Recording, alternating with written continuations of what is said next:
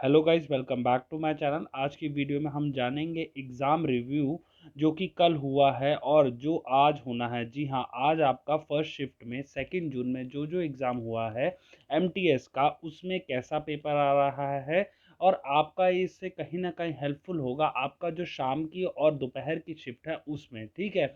और ये भी हम जानते हैं जैसे कि आज जो है लास्ट डे है एमटीएस के एग्ज़ाम का। अब इसके नेक्स्ट लेवल पे क्या हो सकता है और इसके रिगार्ड में मैं एक आरटीआई भी फाइल करूंगा और कौन कौन से सवाल पूछूंगा उस आरटीआई में, वो मैं आपको अभी बताता हूं। तो वीडियो पूरी देखना और अगर आपको वीडियो इन्फॉर्मेटिव लगे तो प्लीज़ वीडियो को लाइक करना। अब सबसे पहले मैं अगर बात करूं एग्ज़ाम रिव्यू की, तो आपका वही सेम लेवल मॉडरेट आ रहा है। जी हाँ, मॉडरेट आ रहा है और जिन लोगों की तैयारी बहुत अच्छी है ना, उनके लिए पेपर जो है ईजी आ रहा है। इंटरफेस में थोड़ी सी प्रॉब्लम आ रही है जूम इन जूम आउट करने में। बाकी रेस्ट में जो है आपका पेपर जो है मोर और लेस मॉडरेट 90% लोगों के लिए है। देखिए, सबके लिए तो एक जैसा नहीं होता, बस इन 10% के लिए हो सकता है इजी हो, बट मेजॉरिटी ऑफ के लिए 90% जो पेपर है वो मॉडरेट है।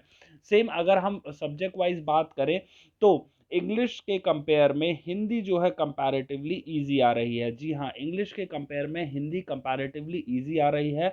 और इंग्लिश में अगर हम पर और अंदर जाएं और डिस्कस करें क्या क्या आ जा रहा है, आपका क्लोज टेस्ट आ रहा है, आपका एंटोनिम सिनोनिम्स आ रहा है, आपका अनसीन पैसेज आ रहा है, आपका और क्या आ रहा है, आपका मिस्टेक स्पेलिंग मिस्टेक्स आ रही हैं, ये सब क्वेश्चंस आ रहे हैं।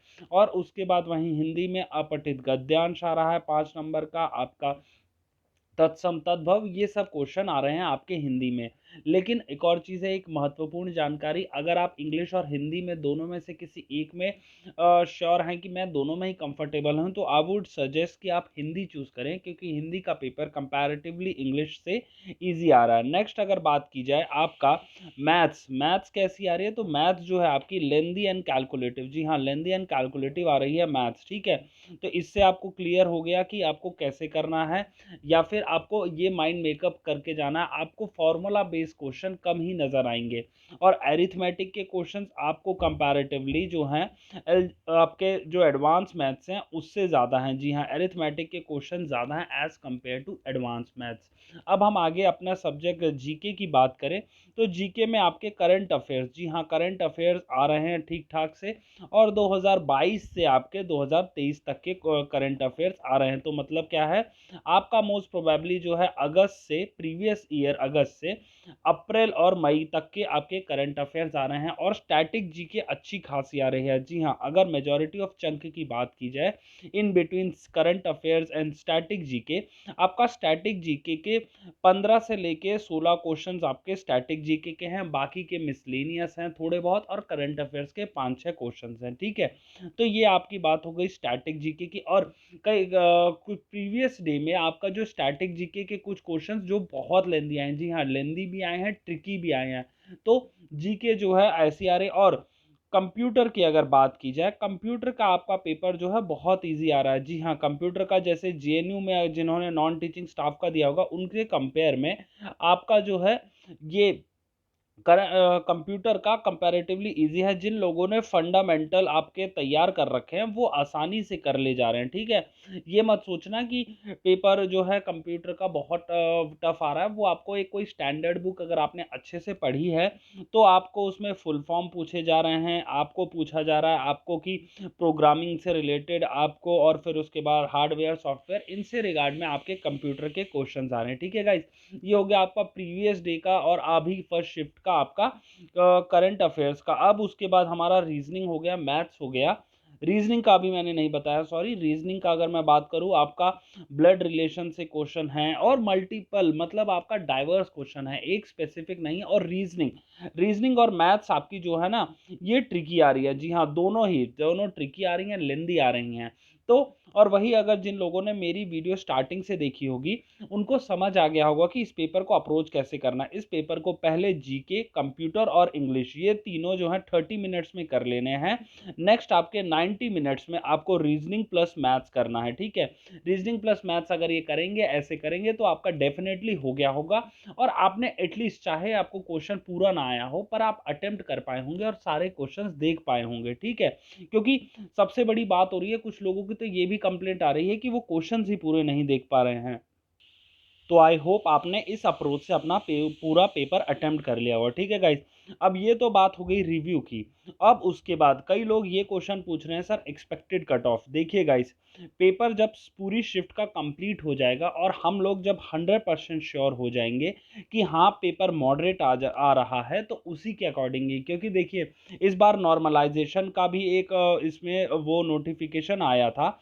तो अगर किसी भी एक शिफ्ट का हार्ड आ गया ना, तो इससे नॉर्मलाइजेशन का कहीं ना कहीं आपके कट ऑफ पे वो फर्क कर सकता है या उस पर्टिकुलर का शिफ्ट पे फर्क कर सकता है। इसलिए बस खाली वेट कीजिए आज शाम तक का, क्योंकि आज 2 जून को ही लास्ट पेपर है। इसके बाद कोई पेपर नहीं है। इसके बाद आपका फिर अपने आप ही मैं आपके लिए एक पर्टिकुलर एक्सपेक्टेड कट ऑफ की वीडियो ले आऊंगा, ठीक है। एक्सपेक्टेड कट ऑफ की वीडियो ले आऊंगा नेक्स्ट।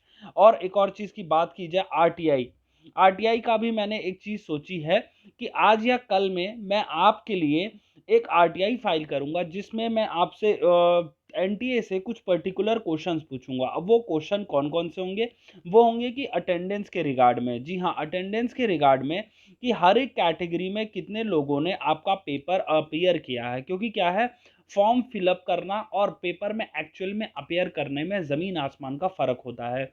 कुछ लोग पेपर फिल तो कर देते हैं पर वो अपीयर नहीं करते। तो इसी के रिगार्ड में मैं एनटीए से पूछूंगा कि ओबीसी, आपका जनरल, एससी, एसटी और ईडब्ल्यूएस, इसमें कितने लोगों ने एक्चुअल में अपीयर किया है इस वाले एग्जाम में, ठीक है। ये हो गई बात कि आपकी अटेंडेंस की। और आपका एक्सपेक्टेड कट ऑफ, जी हाँ एक्सपेक्टेड आंसर की कब तक हम एक्सपेक्ट कर सकते हैं, जब ये सारी चीज़ें खत्म हो जाएंगी तो, ठीक है।